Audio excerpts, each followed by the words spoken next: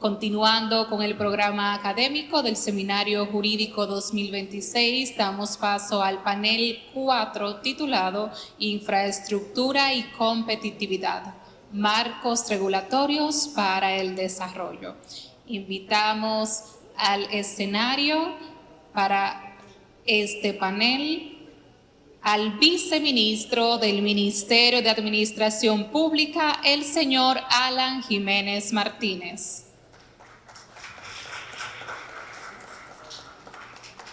Junto a él nos acompañan los panelistas Rafael Dixon Morales, socio de DIMAC. Asimismo, invitamos a Marín Gladán, secretaria general de Aerodón y BC Airports. Y junto a ellos recibimos a la directora legal de Sofratesa, la señora Yulisa Matías. Les invitamos a subir al escenario para realizar la fotografía protocolar correspondiente a este panel y también nuestra moderadora, Analisa Jaques Núñez, socia de Hedrick Rizik, Álvarez y Fernández. Bienvenidas.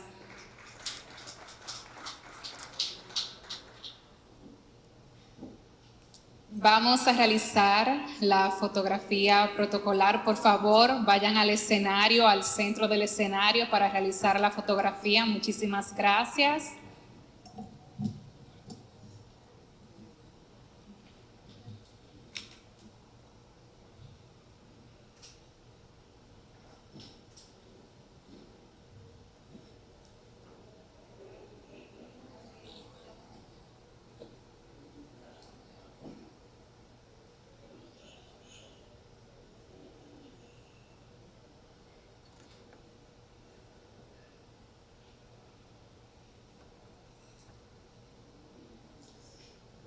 Como ya mencionamos, la moderación de este panel estará a cargo de la socia de Hedrick Rizik, Álvarez y Fernández, la señora Analisa Jaques Núñez. Para ofrecer las palabras de apertura de este espacio, vamos a invitar al viceministro del Ministerio de Administración Pública, el señor Alan Jiménez Martínez.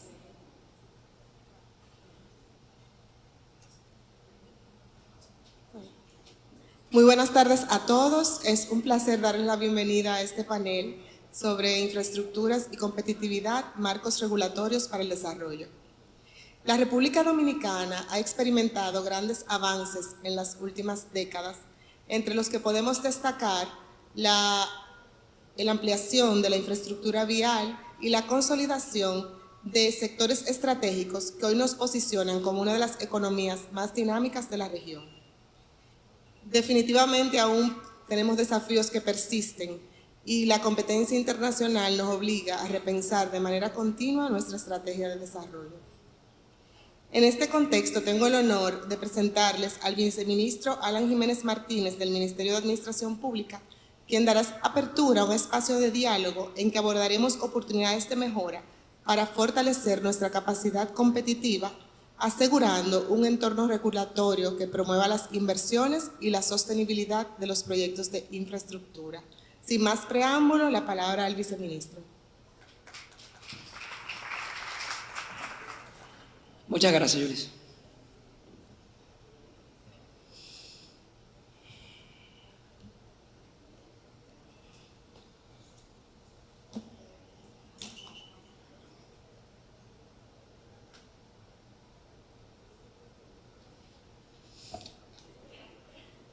Muy buenas tardes a las autoridades del gobierno, representantes del sector privado, colegas y amigos presentes en este Seminario Jurídico 2026, organizado por la Cámara de Comercio e Industria Franco-Dominicana.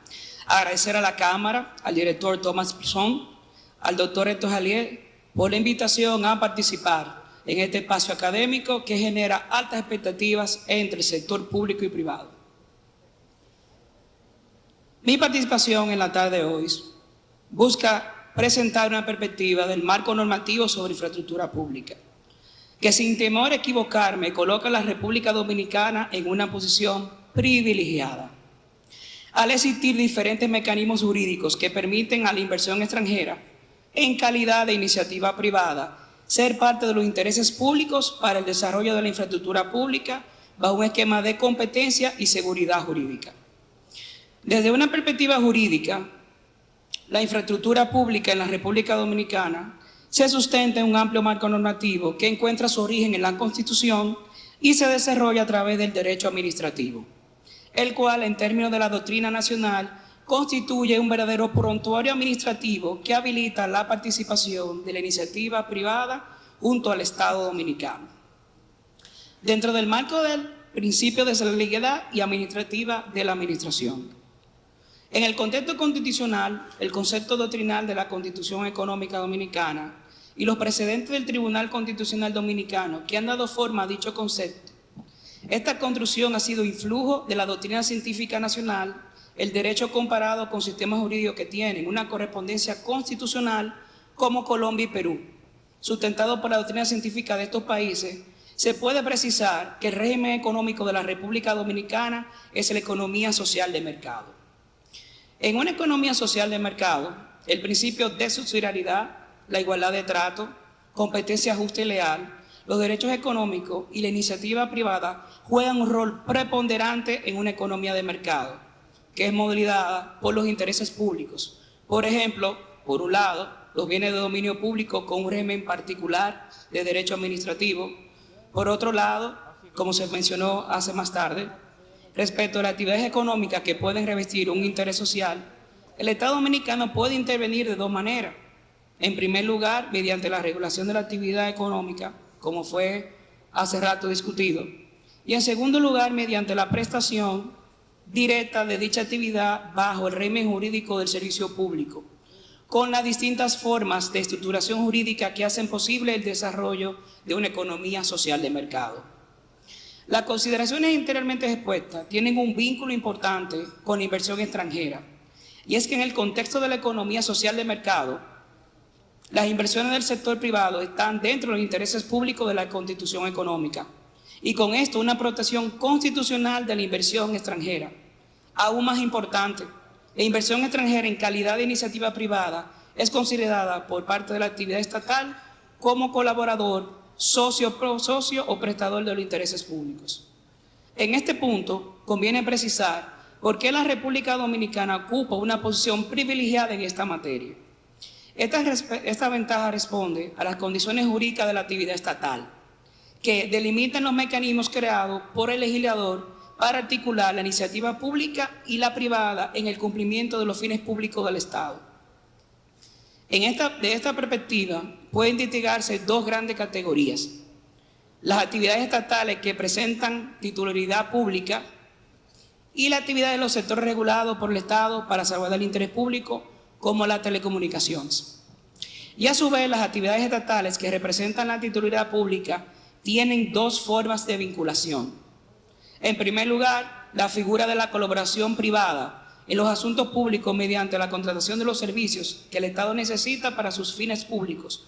Por ejemplo, los contratos de obra, operación o mantenimiento. En segundo lugar, la vinculación entre iniciativa pública y privada, que se refiere a la delegación de la titularidad pública a la iniciativa privada en distintas modalidades. En esta categoría se incluyen, por un lado, la contratación pública, atendiendo tanto a su régimen jurídico como en su forma contractual, en figuras específicas como la contratación tradicional o la concesión tradicional o la alianza público-privada. Otro escenario comprendido en esta categoría es el Estado empresario. En la Constitución Dominicana, el artículo 219 habilita la actividad empresarial del Estado para la provisión de bienes y servicios básicos y la promoción de la economía nacional. En este marco, la inversión extranjera puede integrarse a través de acciones público-privadas estructuradas mediante distintos vínculos jurídicos, entre ellos el fideicomiso público, las sociedades comerciales de capital mixto y la empresa pública. La figura del fideicomiso público ha tenido un gran auge como vehículo jurídico entre el Estado dominicano y la inversión privada. Por ejemplo, Red Vial, el primer fideicomiso público creado por el Estado dominicano desde el año 2013. Otro gran fideicomiso público relacionado a la infraestructura de transporte es FITRAN desde el año 2021. Las sociedades comerciales, sean de capital mixto público-privado o totalmente estatal, están reguladas por la Ley General de las Sociedades Comerciales. Por ejemplo, el proceso de capitalización del sector eléctrico en el año 1999, que resultó en la capitalización de los activos de la antigua Corporación Dominicana de Electricidad, son un buen ejemplo de este vehículo jurídico, como son Egitao y Ejaime, sociedades con una gobernanza corporativa público-privada. En el caso de la empresa pública, y que se es abanderada de mi amigo Rafael Dixon, no existe una legislación especial que regule la actividad de la empresa pública en la República Dominicana. No obstante, existen diversos casos de creación de empresas públicas que son instituidas por la ley, pero su gobernanza ha sido desarrollada de manera particular bajo el poder reglamentario del presidente de la República. Un ejemplo, la empresa de transmisión de electricidad dominicana, instituida por la ley 125-01 y gobernanza bajo los reglamentos emitidos por el presidente de la República. Por otro lado, la segunda categoría que se refiere a actividades del sector regulado por el Estado para salvaguardar los intereses públicos son los sectores regulados que cuentan con regímenes propios, como hablamos aquí, telecomunicaciones, quizá minería, que usualmente están bajo la figura de los títulos habilitantes con concesiones de obligaciones de servicio público sin delegación. Diferencia marcada entre la concesión tradicional y esta figura que estoy mencionando. Contratos de explotación o licencias. Por ejemplo, la actividad de generación de electricidad, que es a mercado pero regulado, utiliza el contrato de explotación. En el caso de las telecomunicaciones, varía sus figuras. Sin embargo, por ejemplo, en la autoridad portuaria tenemos contratos privados que utilizan puertos privados que tienen lo que sería la concesión de servicios públicos sin delegación. Como fue mencionado anteriormente, el prontuario legislativo de interés para la inversión extranjera en los sectores de infraestructura son los siguientes. Para el caso de actividades estatales que representan titularidad pública, la contratación pública de bienes y servicios se desarrolla mediante la Ley 4725 sobre contratación pública, que fue promulgado en el año 25 y entrada en vigencia a principios de este año, la antigua y conocida como Antigua 340. Por ejemplo, aquí entran los contratos de obra. La contratación pública para la estructuración de la alianza público-privada está la Ley 4720 y su reglamento de aplicación. Por un ejemplo, un proyecto que se base en un activo público que implica una alianza público-privada porque se dan los siguientes supuestos. La concesión y gestión del activo por un largo tiempo se agrupa en un solo contrato. Este riesgo significativo transferido al sector privado durante una parte significativa del vida de la cicla del activo. Hay un importante volumen de financiamiento privado sujeto a riesgo. La remuneración de la parte privada está vinculada y sujeta a riesgos de desempeño o demanda. Estos elementos lo hacen propio de la alianza público-privada que se regulan por la 4720. En las relaciones público-privadas, que no son lo mismo que la alianza público-privada, entra la ley 28-23 sobre fideicomisos públicos y su ley complementaria, la 198-11 para el desarrollo del mercado hipotecario. Por un lado, la Ley General de Sociedades y Empresas de Responsabilidad Limitada, 429-08, como ejemplo incluso de Punta Catalina y Egitao. Y por otra parte, las empresas públicas que son instituidas por casos puntuales de las leyes, pero su gobernanza ha sido desarrollada específicamente por el Poder Reglamentario de la República, del Presidente de la República. Como señalamos al inicio de esta disertación, la República Dominicana cuenta con diversos mecanismos jurídicos que permiten la participación de la inversión extranjera en el desarrollo de la infraestructura pública. A modo de reflexión, me permito destacar las conclusiones más relevantes.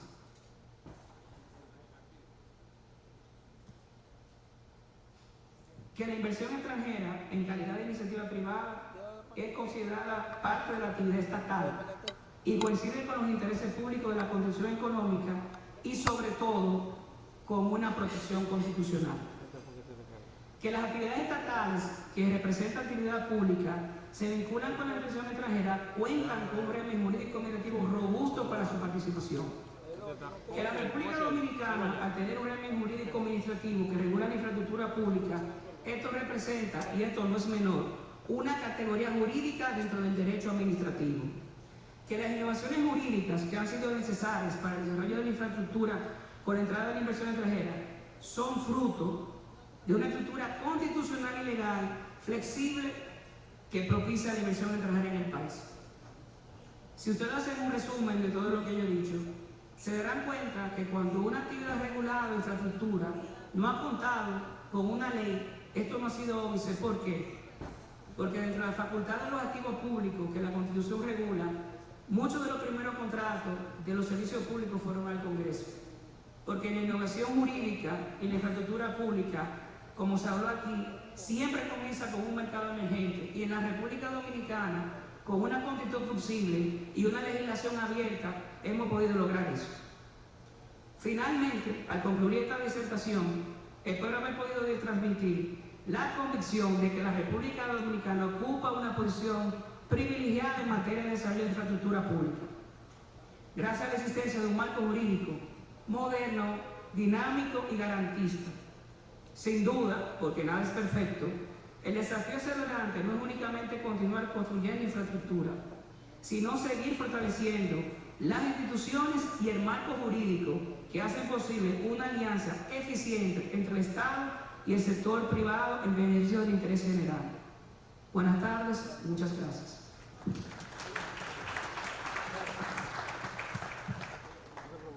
Muchas gracias, señor viceministro, por sus reflexiones y por acompañarnos en este encuentro. A continuación, con el programa, vamos a comenzar una fase más dinámica de preguntas a nuestros panelistas y al final vamos a hacer una pregunta reflexiva para ser respondida por todos. Para iniciar esta conversación es conveniente establecer el punto de partida. Y en ese sentido me gustaría escuchar de Rafael, en su opinión, cuáles han sido los avances más importantes en el marco jurídico aplicable a los proyectos de infraestructura en los últimos años y cuál considera que sigue siendo un riesgo o desafío para el desarrollo de grandes proyectos. Muchas gracias, Annalise. De nada, agradezco, ¿no?, la invitación de la Cámara, a toda la organización y a Héctor por compartir este extraordinario evento y formar parte de este prestigioso panel de grandes colegas y amigos. A ver, yo voy a tratar de ser muy puntual, directo, y me gusta ser crítico. Entonces, no tomen todo lo que digo desde el punto de vista negativo, sino buscando la posibilidad de mejora.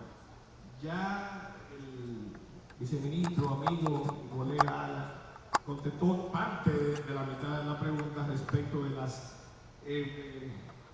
novedades que ha tenido el país en los últimos años. Yo voy a hacer referencia a algunos cuantos. Pero creo que el principal, o uno de los principales aportes evolutivos ha sido quizás el cambio paradigmático de comenzar a ver la infraestructura no solo como una obra pública, sino como una herramienta de competitividad, de integración económica, de desarrollo territorial y posicionamiento estratégico de un país. Yo creo que esa parte en los últimos 10, 15 años ya no se ve que la infraestructura es obra y cemento. No. Es un activo estratégico del Estado que tiene incluso consideraciones geopolíticas hoy día y geoestratégicas. Ahora bien, desde el punto de vista normativo, y voy a ser muy puntual aquí porque, como decía Alan, ya lo comentó, hay muchísimos instrumentos que permiten desarrollar proyectos de infraestructura de una u otra forma. Hablaba él del fideicomiso público, de la empresa pública, de las sociedades en participación, y yo voy a referirme a dos elementos más recientes, que es la ley de alianza público-privada, la ley 4720, que es una ley que motivó o transformó el marco regulatorio hasta ese momento, principalmente respecto de la iniciativa privada y de proyectos para impulsar el sector privado. Si bien a veces hay críticas y comentarios de, bueno, no hay muchos proyectos ejecutados bajo esta modalidad, yo creo que hay un sinnúmero de consideraciones, hay que hacer su justo análisis, que daría lugar a otro panel. Pero lo cierto es que esa legislación resultó un avance. sobre expectativas, yo diría que no ha sido entendida de manera efectiva. Y la otra normativa reciente, también la mencionada por Alan, es la ley 4725 que adecúa, revoluciona las contrataciones públicas tradicionales. Esta es una ley ya más moderna que introduce desde el punto de vista de, me voy a referir a las infraestructuras, no voy a hablar de las novedades de la ley de contrataciones, pero introduce una serie de principios fundamentales que creo que impactan los proyectos de infraestructura, como es la planificación, el valor por dinero, la gestión de riesgos, por mencionar unos cuantos. Es decir, sin esos elementos los proyectos no pueden ser ejecutados. ¿Cuál es el principal desafío, Annelise? A ver, muchas veces se habla de que uno de los principales desafíos, como veo, es es ejecutar mal un contrato. Es decir, bueno, no podemos contratar este proyecto porque va a salir mal. Yo creo que adicionalmente hay un gran desafío que es el no ejecutar el contrato. Y en ese sentido, la demora excesiva, la fragmentación institucional, muchas veces permisología innecesaria de un proyecto de infraestructura que requiere una planificación nacional, ¿no? Falta de coordinación de los mismos organismos estatales, las inversiones, todo lo que se requiere. O sea, cada vez que no se hace oportunamente una infraestructura estratégica, y aquí yo me refiero con infraestructura estratégica, estoy hablando de puertos, aeropuertos, autopistas, corredores logísticos, infraestructura digital. O sea, no estoy hablando de un puente, no, estoy hablando de grandes obras para beneficio de Nacional. En la medida que no hacemos eso oportunamente, a tiempo, estamos dejando de generar oportunidades, empleo, desarrollo, y en la medida, y con esto concluyo para no acaparar la participación, en la medida que no ejecutemos una obra oportunamente y en tiempo, estamos perdiendo oportunidades de competitividad y de desarrollo. Yo creo que para mí ese es el principal desafío, que el Estado moderno, no es que se requiere más o menos control, es que tenemos que tener controles más inteligentes, más ágiles y menos burocráticos. Muchas gracias. Ciertamente los proyectos de infraestructura son un pilar del desarrollo para el país. Yulisa, desde tu perspectiva, ¿cuál es la situación actual de la infraestructura de transporte masivo en la República Dominicana y cuáles retos jurídicos entiendes que deben resolverse para consolidar su impacto en la competitividad nacional? Bueno, yo te diría que la República Dominicana actualmente está viviendo un auge en lo que se trata de infraestructura de transporte masivo. Ya lo podemos ver con todos los proyectos de metro, la expansión del metro, los teleféricos que están ya en funcionamiento y los que están en construcción, y también con el proyecto del monorriel de Santiago. En este sentido, déjame decirte que la mayor innovación que tenemos ahora en este año es el decreto 6026 que ha dictado el presidente. En ese sentido, te puedo decir que este decreto viene a reformular todo lo que conocemos sobre transporte masivo, a regular cómo están funcionando las instituciones que velan por este tema. Y en este sentido, el decreto 6026 nos está creando ahora actualmente la Empresa Metropolitana de Transporte S.A. Como saben algunos, ya la OPRED dejará de existir y se va a convertir en esta empresa. La ley, el decreto 6026, lo que va a hacer es distribuir las funciones de estos organismos del Estado que tienen algunas veces duplicidad de funciones en el sector de transporte masivo. En este sentido, la EMT, o sea, la Empresa Metropolitana de Transporte, se va a encargar únicamente de la operación y mantenimiento de los sistemas de transporte, ya sea metro, ya sea teleférico o ya sea monorriel. En el caso de FITRAM, el FITRAM va a seguir con la planificación la obra civil, la construcción de la obra civil y el financiamiento de estos proyectos. En cuanto al Intran quedará como la entidad ya que va a dictar la política recaudadora, o sea, la política tarifaria del sistema de transporte masivo. Entonces, ¿cuál es el mayor reto ahora mismo? Bueno, la consolidación de todo esto. O sea, tenemos que hacer una cesión de todos los bienes y los contratos de OPRED hacia la EMT. Eso incluye también la cesión de los bienes tangibles e intangibles. O sea, no te imaginas todo el proceso que va a hacer esto. Entonces, este decreto nos da un tiempo de 12 meses para cumplir con todo eso. Entonces, actualmente la transición es esta. Nosotros como contratistas de estos proyectos nos vemos también afectados, no solamente nosotros, o sea, todos los contratistas van a surgir y van a tener que hacer esta cesión. Entonces, lo que veremos ahora en estos 12 meses es esa transición y cómo va a seguir funcionando el sistema.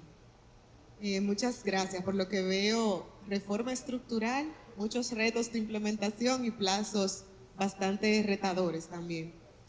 En esa misma línea de análisis, Marín, considerando tu trayectoria en el sector aeroportuario, nos gustaría saber cómo tú evalúas el marco jurídico aplicable y cuáles consideras que son los principales desafíos.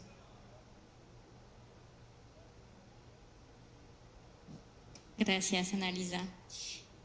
Sí, bueno, en el ámbito aeroportuario, y si observamos la evolución del sector en el país durante las últimas décadas, creo que podemos fácilmente decir que el balance es claramente positivo.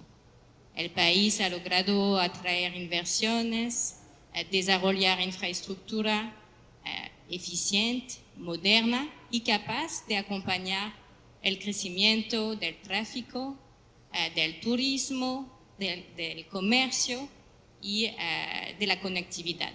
Y eso es fundamental en un ambiente, en un entorno internacional cada vez más competitivo. Entonces, creo que a la diferencia de otras infraestructuras, estamos en un sector maduro y estable ya. Pero al mismo tiempo es importante anotar que este entorno también ha cambiado de forma muy importante. Hoy un aeropuerto no es solamente una infraestructura de transporte, es un verdadero ecosistema económico. Los ingresos no aeronáuticos son cada vez más importantes, los ingresos comerciales, logísticos, y eso realmente necesita que el marco regulatorio evolúe y sea más flexible, más inteligente para acompañar la innovación y la diversificación.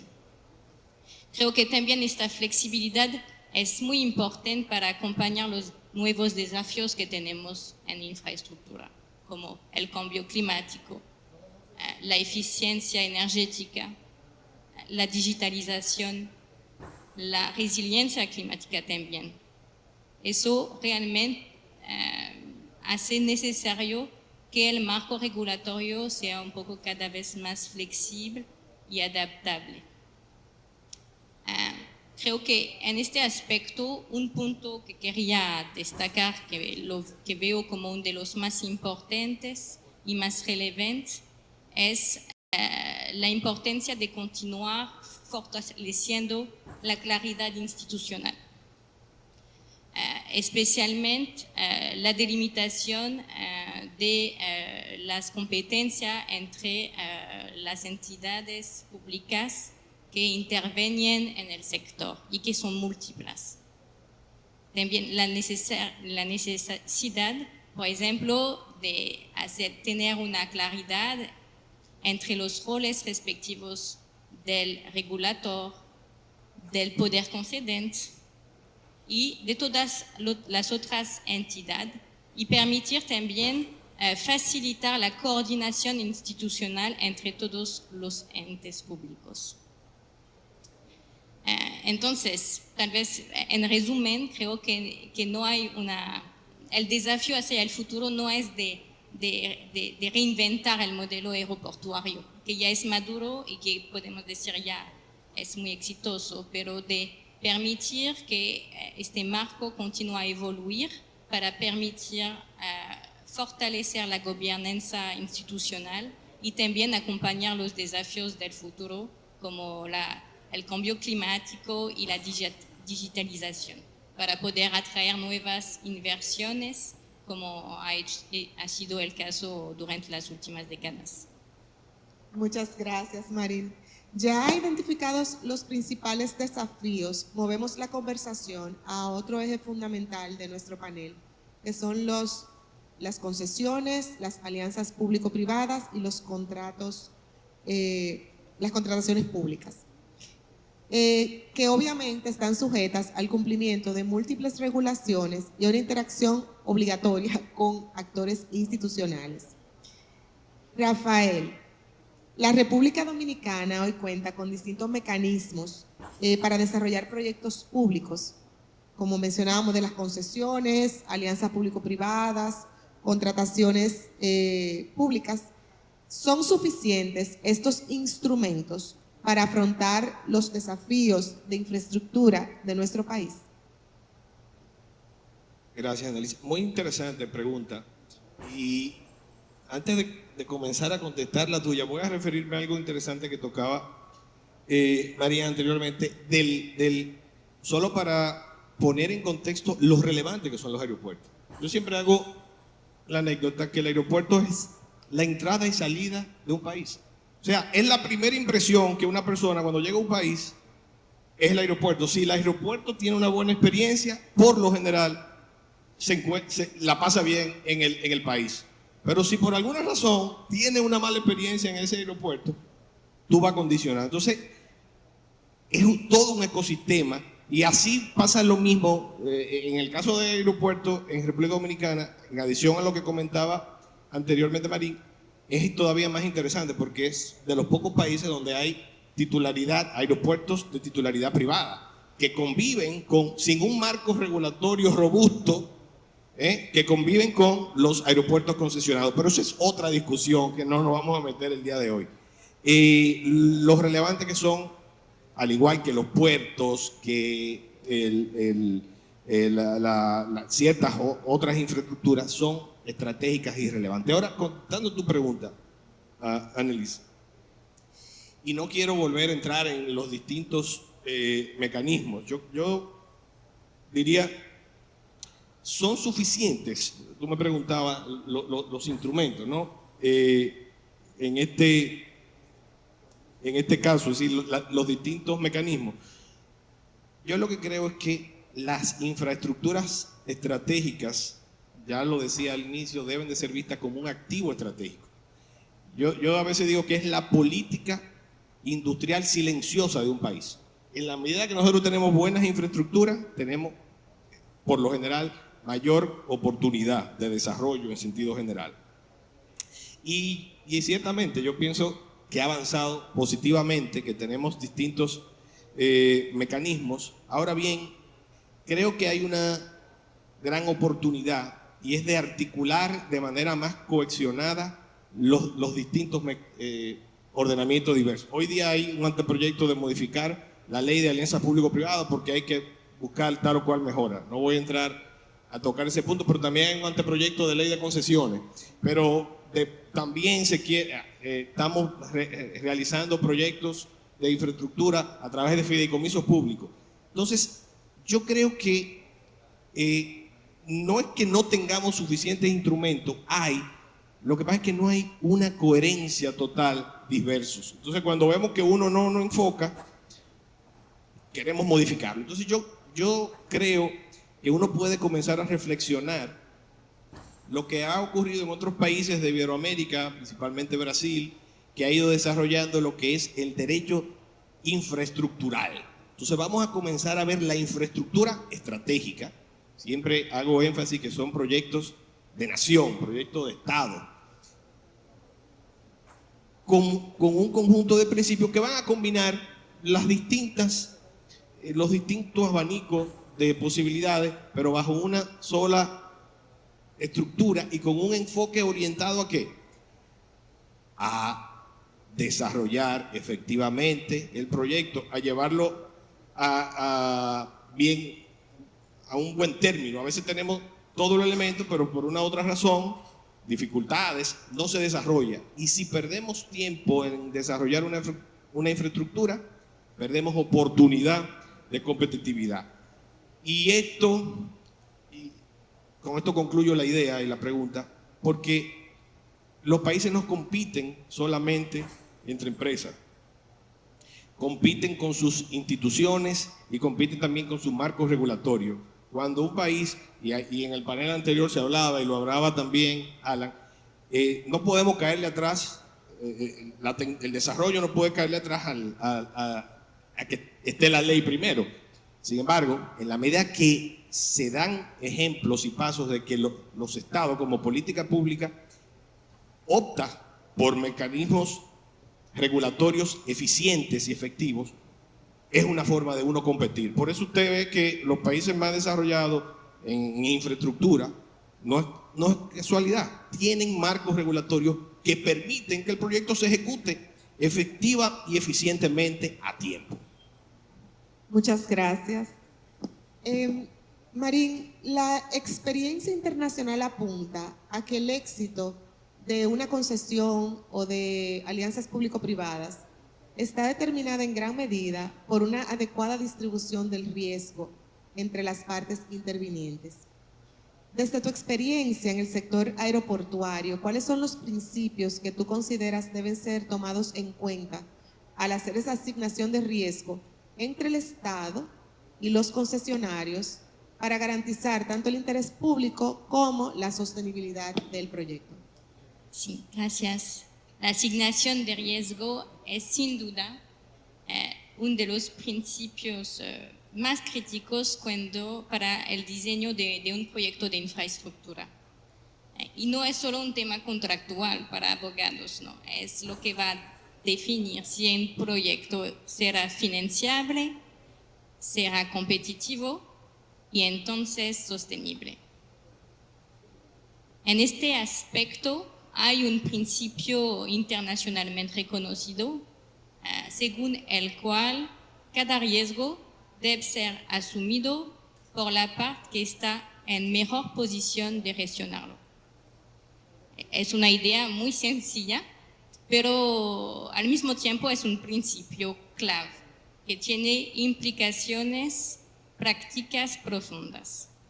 ¿Por qué? Porque cuando se intenta transferir al sector privado riesgos que él no puede controlar, que dependen de decisión del Estado, o cuando el Estado termina asumiendo riesgos que deberían ser asumidos por el sector privado, se generan ineficiencias, se aumentan los costos y al final se reduzca la competitividad y la sostenibilidad del proyecto.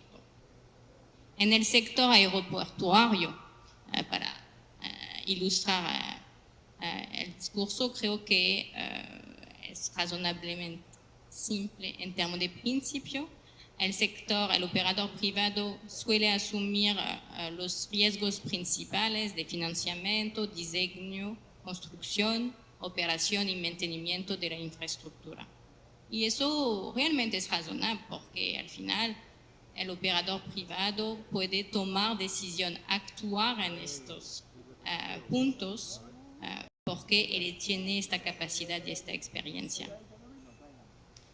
Y por otro lado, creo que el Estado está mejor posicionado para asumir otros riesgos que son muy importantes también en contratos de largo plazo, como son las concesiones de infraestructura, que son cambios legislativos o cambios regulatorios, también riesgos asociados a los terrenos, creo que es muy relevante también para proyectos de carreteras, entonces expropiaciones, riesgos geotécnicos, contaminación existente, riesgos arqueológicos y geotécnicos. Sí. y eso es muy fundamental. Bueno, y entonces creo que lo que es importante y fundamental es que además de una asignación adecuada de los riesgos al inicio, en la estructura del proyecto, se permita mecanismos de reequilibrio económico y financiero durante la vida del proyecto.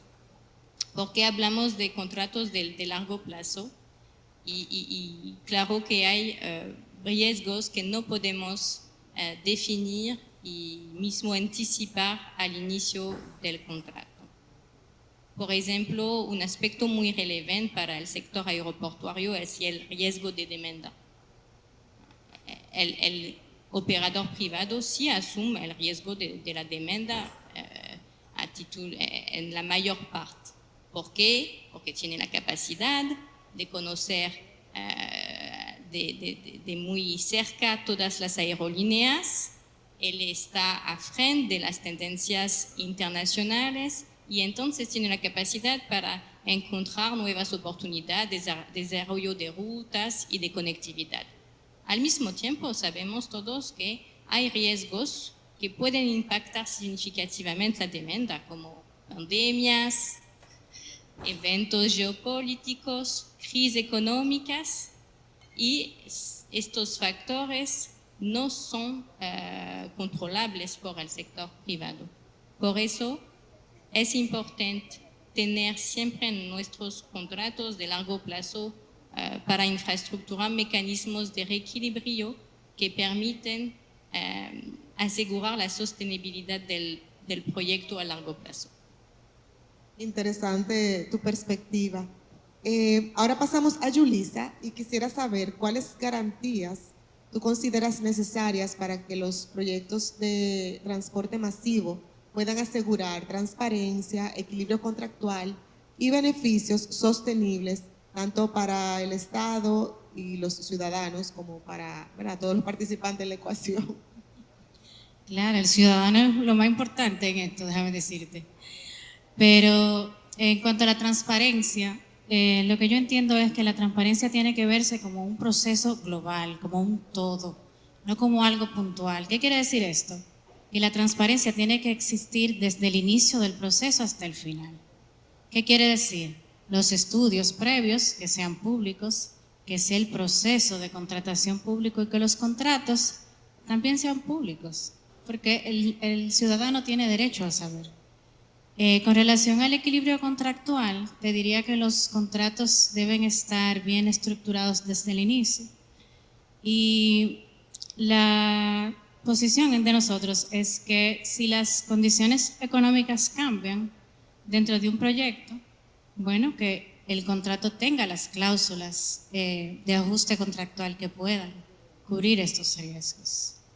Y con relación a la sostenibilidad, como te decía, que el ciudadano es lo más importante, el transporte masivo es un servicio público, o sea, no es solamente una obra. Entonces, este debe garantizar que las tarifas sean asequibles y que se brinde un servicio de calidad al ciudadano. Eso es lo que nosotros entendemos. Muchas gracias.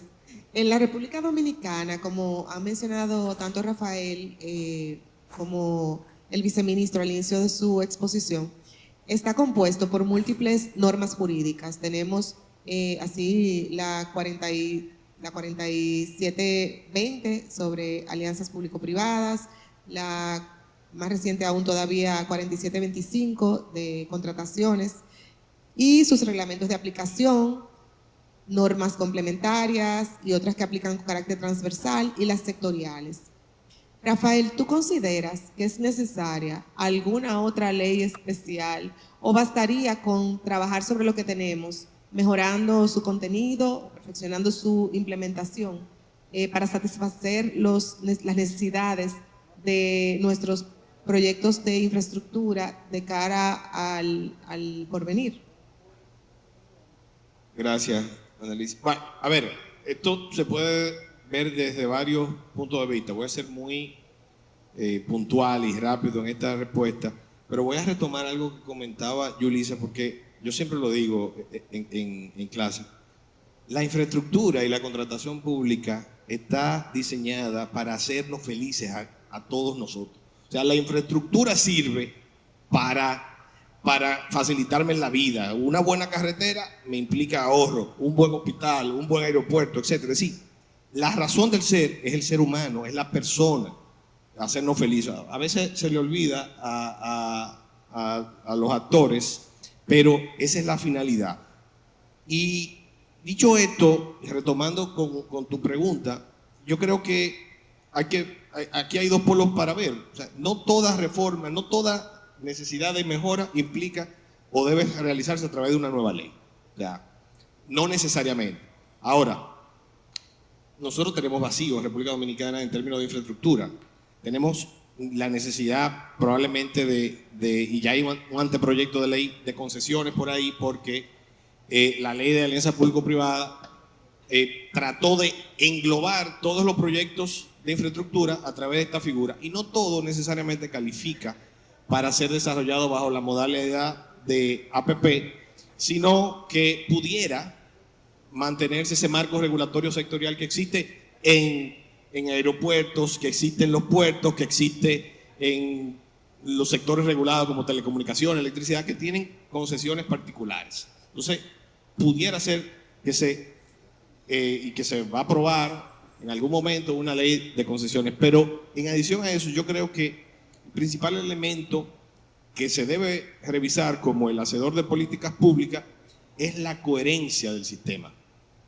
Yo creo, soy de opinión, que nosotros deberíamos pensar en una ley de infraestructura estratégica, en una ley de infraestructura estratégica que puede combinar cualquiera de los elementos que existen hoy día, pero orientada a que se ejecute oportunamente el bien. Que las trabas que existen desde el punto de vista institucional, de planificación, administrativo, sea una ley o un proyecto, ¿no?, que coaccione y que busque un resultado concreto. Que cuando yo haga un proyecto, por ejemplo, voy a poner un ejemplo que todos conocemos, el del ámbar, que lo estamos anunciando desde el 2020 y todavía no hemos podido sacarlo, por las razones que sean. Entonces nosotros tenemos que buscar un esquema que permita y que se oriente a coaccionar y estructurar todo lo que implica eso para tratar de que el proyecto se desarrolle, que eso es lo que se necesita y se requiere. Entonces yo sí creo que hay elementos que se pueden realizar y que haría sentido que ajustemos eso, pero con ese fin, no solamente viéndolo, voy a modificar la ley de APP, voy a hacer una ley de concesiones, no, tenemos que ver el ecosistema que está detrás de una infraestructura estratégica. Bueno, comparto tu visión en ese sentido. A este punto vamos a pasar a otro elemento que es esencial para los proyectos de infraestructura que naturalmente requieren inversiones significativas a largo plazo, y son los financiamientos.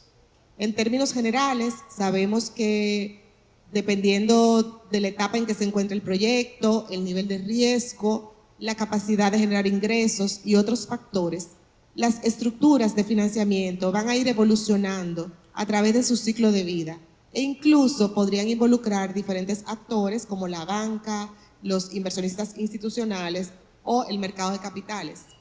En ese contexto, Marín, yo quisiera que nos dieras tu opinión sobre los elementos en el marco jurídico e institucional que tú consideras esenciales para atraer confianza y a su vez financiamientos nacionales e internacionales en condiciones de competitividad.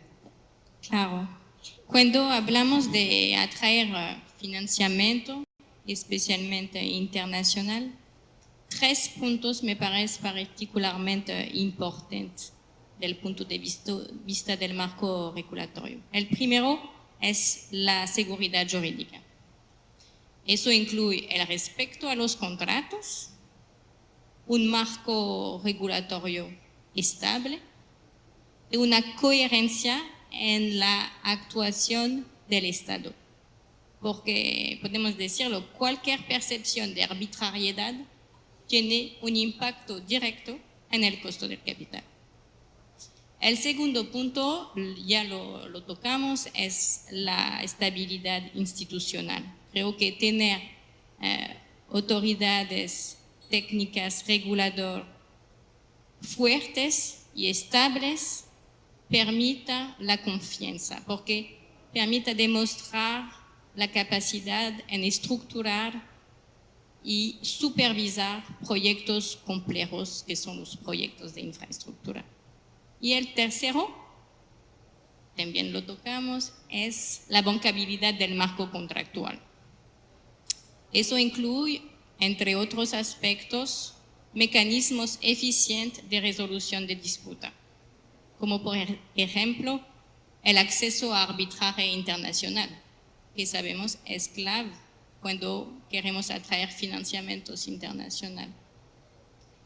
También los financiadores van a evaluar mecanismos como la protección de derechos de los acreedores, las famosas cláusulas de Step-in, mecanismos de compensación en caso de terminación anticipada y mecanismos de reequilibrio financiero económico del contrato en caso de eventos imprevisibles o extraordinarios. Entonces, en resumen, creo que atraer financiamiento no es posible a través de incentivos puntuales. Se construye con un entorno estable, confiable y técnicamente sólido. Y en el ánimo de llevar la conversación al ámbito del transporte masivo, Yulisa, ¿cuáles consideras que son cómo se podrían fortalecer los procesos de financiamiento a proyectos de infraestructura estratégicos para asegurar su viabilidad técnica y también su sostenibilidad financiera a largo plazo? Bueno, cuando hablamos de transporte masivo, yo te voy a explicar un poco cómo se manejaba anteriormente con la OPRED. Bueno, se sigue manejando hasta que ya se convierte en la EMT. La OPRED dependía únicamente del presupuesto nacional y de préstamos con organismos bilaterales o multilaterales, como la AFD, por ejemplo, que es amiga de la Cámara, o del BCIE. Sin embargo, con la creación del fideicomiso OFITRAN, que es un fideicomiso público, el viceministro lo estaba mencionando también anteriormente, la forma de financiamiento varió. O sea, se pudo estructurar a través de organismos internacionales, agencias de crédito internacionales, como BPI France. Y esto fue lo que se pudo lograr para el proyecto del monorriel de Santiago. Entonces, te diría que hemos ido migrando, estamos avanzando en ese sentido. Entonces, lo que se recomienda para esto es que los estudios, tanto técnicos como financieros, sean robustos, que estén bien realizados y también que se pueda estructurar contratos de nivel, contratos bien seguros, que incluyan las cláusulas requeridas para este tipo de proyectos de infraestructura, porque son proyectos bastante complicados, bastante grandes. Entonces, básicamente, cuando hagamos esto, creo que esto va a ser más atractivo para la inversión privada y nos puede dar un mejor resultado. Muchas gracias. Ahora, luego de hablar de financiamientos, vamos a ampliar la mirada hacia los retos y las transformaciones del porvenir. Sabemos que los proyectos de infraestructura del futuro deberán ser más resilientes, más sostenibles y tecnológicamente avanzados. Marín, en tu opinión, ¿qué ventaja ofrece el modelo concesional para responder a esos desafíos y qué mejoras deberían incorporarse en los contratos a nivel contractual para adaptarse a las necesidades de las futuras décadas? Creo que el modelo concesional está muy bien posicionado para enfrentar estos desafíos que enfrentarán las infraestructuras en las próximas décadas. Y la razón es muy sencilla, es que un concesionario no simplemente construya la infraestructura, él está presente durante todo el ciclo de vida del proyecto. Y eso crea una incentiva natural para asegurar la sostenibilidad del activo y su capacidad a enfrentar los elementos nuevos que aparecen y también su adaptación en el largo plazo.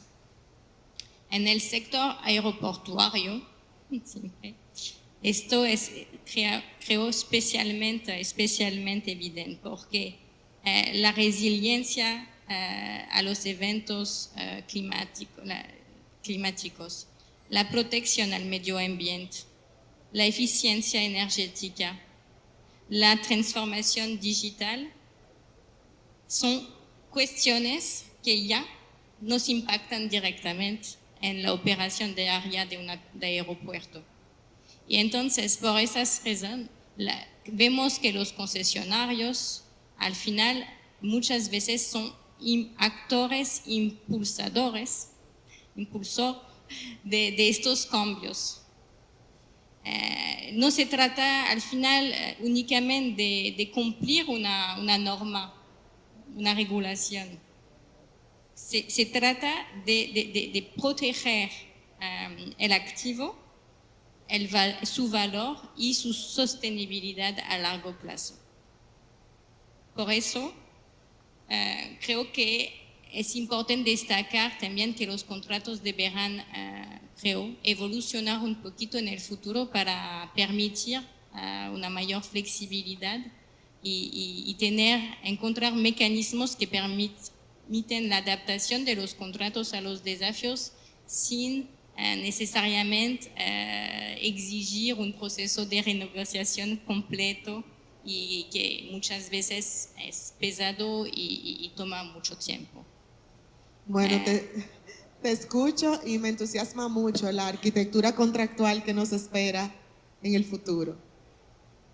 Reflexionando sobre el futuro, es inevitable pensar en las tecnologías emergentes que están transformando los procesos y aportando nuevas herramientas.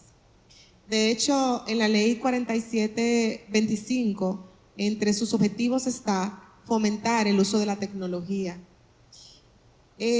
Rafael, yo quisiera que nos diera tu opinión sobre el uso de la inteligencia artificial en las contrataciones públicas, considerando los principios reforzados en la Ley 4725 y, de paso, cuáles entiende que son los elementos necesarios para que esa implementación sea exitosa. En un evento, si no se habla de inteligencia artificial, falta algo. Entonces, a ver, igual que todo lo que está afectando en nuestra vida, la inteligencia artificial deberá constituir una de las transformaciones más importantes de la contratación pública. Ahora, esto no va a ser un sustituto de la decisión administrativa. Yo veo a la inteligencia artificial como un instrumento para mejorar la calidad de las decisiones públicas. La ley, como tú mencionabas, Annalise, tiene principios que incentivan al uso de la nueva tecnología y busca parámetros que el principal desafío va a ser no si lo vamos a utilizar, es si seremos capaces de utilizarlo de manera transparente, de manera efectiva y buscando, ¿no?, un elemento que salvaguarda el debido proceso y la rendición de cuentas. Entonces, yo creo que la IA nos puede ayudar en contratación tradicional, pero también en todo lo que implica una gestión de un proyecto. Especialmente internacional. 3 puntos me parecen particularmente importantes del punto de vista del marco regulatorio. El primero es la seguridad jurídica. Eso incluye el respeto a los contratos, un marco regulatorio estable y una coherencia en la actuación del Estado. porque podemos decirlo, cualquier percepción de arbitrariedad tiene un impacto directo en el costo del capital. El segundo punto, ya lo tocamos, es la estabilidad institucional. Creo que tener autoridades técnicas reguladoras fuertes y estables permita la confianza, porque permite demostrar la capacidad en estructurar y supervisar proyectos complejos que son los proyectos de infraestructura. Y el tercero, también lo tocamos, es la bancabilidad del marco contractual. Eso incluye, entre otros aspectos, mecanismos eficientes de resolución de disputa, como por ejemplo el acceso a arbitraje internacional, que sabemos es clave cuando queremos atraer financiamientos internacionales. También los financiadores van a evaluar mecanismos como la protección de derechos de los acreedores, las famosas cláusulas de Step-in, mecanismos de compensación en caso de terminación anticipada y mecanismos de reequilibrio financiero económico del contrato en caso de eventos imprevisibles o extraordinarios. Entonces, en resumen, creo que atraer financiamiento no es posible a través de incentivos puntuales. Se construye con un entorno estable, confiable y técnicamente sólido. Y en el ánimo de llevar la conversación al ámbito del transporte masivo, Yulisa, ¿cuáles consideras que son cómo se podrían fortalecer los procesos de financiamiento a proyectos de infraestructura estratégicos para asegurar su viabilidad técnica y también su sostenibilidad financiera a largo plazo? Bueno, cuando hablamos de transporte masivo, yo te voy a explicar un poco cómo se manejaba anteriormente con la OPRED. Bueno, se sigue manejando hasta que ya se convierte en la EMT. La OPRED dependía únicamente del presupuesto nacional y de préstamos con organismos bilaterales o multilaterales, como la AFD, por ejemplo, que es amiga de la Cámara, o del BCIE. Sin embargo, con la creación del fideicomiso OFITRAN, que es un fideicomiso público, el viceministro lo estaba mencionando también anteriormente, la forma de financiamiento varió. O sea, se pudo estructurar a través de organismos internacionales, agencias de crédito internacionales, como BPI France. Y esto fue lo que se pudo lograr para el proyecto del monorriel de Santiago. Entonces, te diría que hemos ido migrando, estamos avanzando en ese sentido. Entonces, lo que se recomienda para esto es que los estudios, tanto técnicos como financieros, sean robustos, que estén bien realizados y también que se pueda estructurar contratos de nivel, contratos bien seguros, que incluyan las cláusulas requeridas para este tipo de proyectos de infraestructura, porque son proyectos bastante complicados, bastante grandes. Entonces, básicamente, cuando hagamos esto, creo que esto va a ser más atractivo para la inversión privada y nos puede dar un mejor resultado. Muchas gracias. Ahora, luego de hablar de financiamientos, vamos a ampliar la mirada hacia los retos y las transformaciones del porvenir. Sabemos que los proyectos de infraestructura del futuro deberán ser más resilientes, más sostenibles y tecnológicamente avanzados. Marín, en tu opinión, ¿qué ventaja ofrece el modelo concesional para responder a esos desafíos y qué mejoras deberían incorporarse en los contratos a nivel contractual para adaptarse a las necesidades de las futuras décadas? Creo que el modelo concesional está muy bien posicionado para enfrentar estos desafíos que enfrentarán las infraestructuras en las próximas décadas. Y la razón es muy sencilla. es que un concesionario no simplemente construya la infraestructura, él está presente durante todo el ciclo de vida del proyecto y eso crea una incentiva natural para asegurar la sostenibilidad del activo y su capacidad a enfrentar los elementos nuevos que aparecen y también su adaptación en el largo plazo. En el sector aeroportuario, siempre, esto es, creo, especialmente evidente porque la resiliencia a los eventos climáticos, la protección al medio ambiente, la eficiencia energética, la transformación digital, son cuestiones que ya nos impactan directamente en la operación diaria de aeropuerto.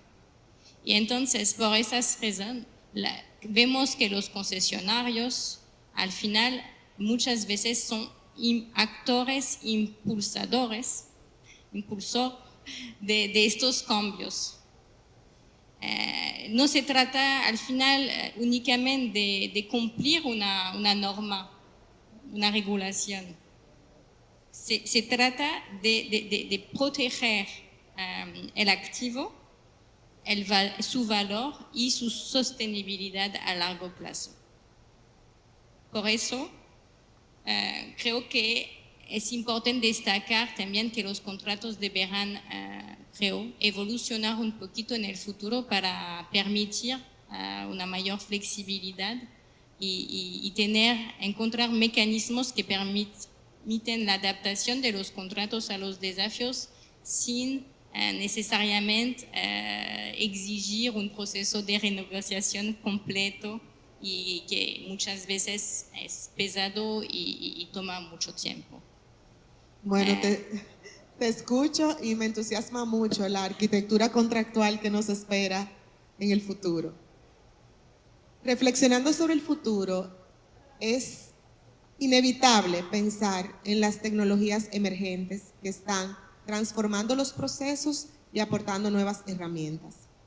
De hecho, en la Ley 4725, entre sus objetivos está fomentar el uso de la tecnología. Rafael, yo quisiera que nos diera tu opinión sobre el uso de la inteligencia artificial en las contrataciones públicas, considerando los principios reforzados en la Ley 4725 y, de paso, cuáles entiende que son los elementos necesarios para que esa implementación sea exitosa. En un evento, si no se habla de inteligencia artificial, falta algo. Entonces, a ver, igual que todo lo que está afectando en nuestra vida, la inteligencia artificial deberá constituir una de las transformaciones más importantes en la contratación pública. Ahora, esto no va a ser un sustituto de la decisión administrativa. Yo veo a la inteligencia artificial como un instrumento para mejorar la calidad de las decisiones públicas.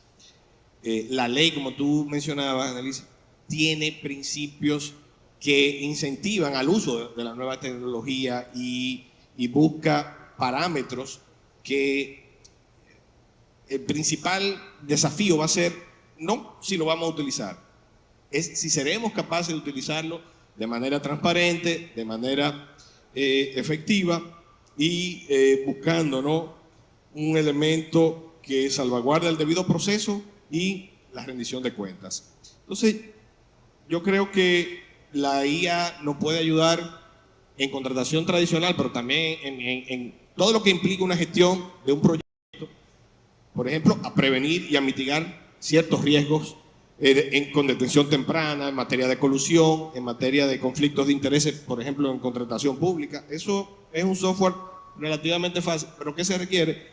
Que todas las instituciones con las bases de datos se encuentren interconectadas, porque si no están interconectadas, no hay forma de tú hacer un buen análisis. O sea, hay muchos elementos de gestionar los procesos, pero también hay riesgos de que se crea que el algoritmo puede sustituir al juicio humano. Entonces, finalizando, contestando tu pregunta, yo creo que hay 4 o 5 factores que se pueden considerar al momento de estructurar políticas de IA en el uso de la contratación pública. Primero, una buena gobernanza de calidad de datos. O sea, tiene que haber todo un esquema de gobernanza, una supervisión humana efectiva. O sea, no se lo podemos dejar todo a la IA. Debe de haber una auditabilidad y una transparencia de los algoritmos. Eso está muy definido y estudiado, por ejemplo, en la Unión Europea, que ya tienen muchas normas. Nosotros todavía estamos en pininos en ese aspecto. Y finalmente, algo que yo creo que va a ser recurrente en muchos de nuestros paneles es la capacidad institucional de ejecutar estos nuevos instrumentos tecnológicos. Muchas gracias. Ya encaminados al cierre de nuestro panel, voy a hacer una pregunta dirigida a todos los panelistas. Y es, si tuvieran que elegir un solo aspecto que deba ser atendido hoy en día con carácter prioritario, con miras a mejorar la competitividad, la sostenibilidad y las inversiones para los proyectos de infraestructura, ¿cuál sería? Y comenzamos con Marín. Gracias, qué honor.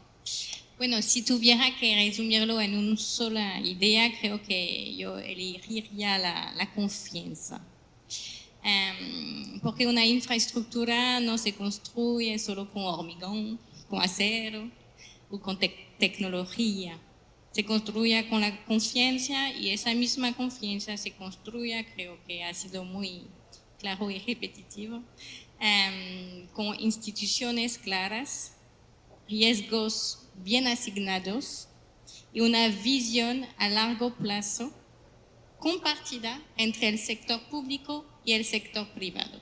Y eso, creo, permita crear proyectos de infraestructura que generan valor sostenible al país como un todo. Bueno, en mi caso yo te diría la diversificación del financiamiento. O sea, buscar opciones diferentes de financiamiento, nuevas, a las que ya tenemos actualmente, como por ejemplo inversión mediante la banca privada o mediante el mercado de capitales que tú mencionabas anteriormente, y también organismos bilaterales y multilaterales, ¿por qué no? Pero yo te diría buscar otros métodos de financiamiento que se puedan utilizar, que estén enmarcados en la ley y que nos puedan ayudar a que se hagan estos proyectos que son bastante costosos y bastante complejos todos. Entonces, yo diría eso. Yo me quedo con la capacidad de ejecución institucional. Creo que Marín hablaba también de la confianza. Está relacionado. O sea, ¿por qué? Bueno, porque es el factor que condiciona todo lo demás. Nosotros podemos tener inversionistas interesados en un proyecto, podemos tener una ley, podemos tener un marco regulatorio moderno, pero si no tenemos la capacidad de planificar, de coordinar, de decidir, se pierde el potencial de desarrollo y se queda en el papel. Y tenemos decenas de ejemplos de proyectos de desarrollo de infraestructuras complejos en el país. Entonces yo creo que la competitividad moderna depende cada vez más de la velocidad con la que los países transforman decisiones en resultados. Entonces un Estado moderno hoy día debe ser cada vez más estratégico, más digital, más coordinado y más orientado a resultados. Entonces capacidad institucional. Y doctora y moderadora, a mí me gustaría también escuchar la opinión de Alan. Excelente, bienvenida. Gracias, hermano. Mira, voy a decir 4 cosas rápido porque el tiempo apremia. 1, yo recuerdo hace unos tiempo atrás, mucha gente que estudió con nosotros que están aquí y profesores que están aquí, me recuerdo el impacto del Código Procesal Penal. Habían 2 grupos, los que sabían el Código Criminal y el Código Procesal Penal. Hubo una resistencia natural al Código Procesal Penal porque había que aprender algo nuevo.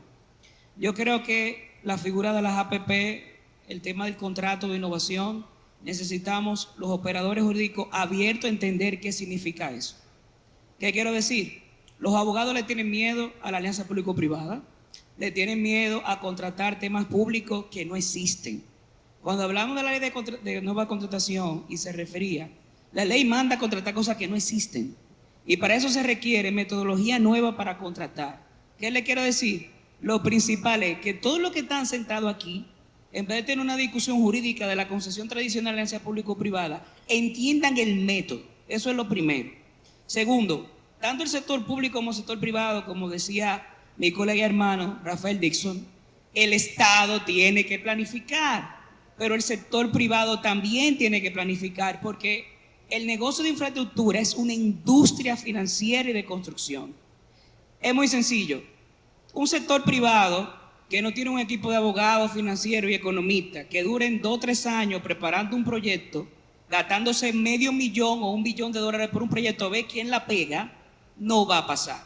Cuando tú te vas a Inglaterra, te vas a Estados Unidos, tú tienes una industria de abogados y financieros que preparan proyectos para que sean licitados. Eso no existe en la República Dominicana. 3, el dominicano no prevé. Cuando hablamos del tema del riesgo, tú te vas a Colombia, tú te vas a Perú, tú te vas a Estados Unidos y lo primero que tú tienes en la mesa de negociación es lo siguiente: un ingeniero y un economista que son los protagonistas, no el abogado. ¿Qué significa eso? Que nosotros tenemos que aprender a trabajar con el financiero, con el economista y ser humilde. Porque el contrato de APP o de concesión, si yo me voy a lo jurídico, son 30 cláusulas. Pero el resto del contrato, ¿qué es? Capacidad financiera, reequilibrio del contrato, tarifa, negociación. Y finalmente, ¿qué yo sugiero? Si no hay un aprendizaje de que los contratos tienen que ser flexibles. Nosotros los abogados apostamos a 3 cosas con el contrato: el litigio y el problema. Pero el cliente suyo y el inversionista no le quieren que le hablan del problema. Cuando aquí yo tenía a mi colega que hablan del contrato y te dicen flexible, ¿sabes lo que quiere decir eso? Que tenga cláusulas que no le convengan al abogado, que le convengan a tu cliente, de que cuando hay una subida de precio, hay un retraso o hay un problema en la ejecución de un proyecto, que al dueño del proyecto le puede costar $150,000 diarios, tú no estés pensando ir a la Cámara de Comercio a arbitrar, sino que tú entiendas cómo el contrato se resuelve rápido y económicamente. En conclusión, la construcción, la infraestructura necesita un abogado moderno que entienda al economista, el ingeniero, y piense que en su cliente el problema de él no es ejecutar el contrato y demandar, sino que haga el proyecto y no pierda dinero. Muchas gracias. Indudablemente, y como mencionábamos al inicio del panel, las infraestructuras son pilares del desarrollo y debemos agregar que la competitividad no se construye con acciones individuales, sino con una visión país. Hemos escuchado diferentes perspectivas, trayectorias, experiencias, pero todas confluyen en que las infraestructuras que impulsan el desarrollo necesitan inversiones sostenibles, un marco jurídico moderno, claro, previsible, confianza y también instituciones con capacidad técnica que actúen de manera coordinada. Quiero darle las gracias a todos nuestros panelistas por sus aportes y a cada uno de ustedes por acompañarnos en esta jornada.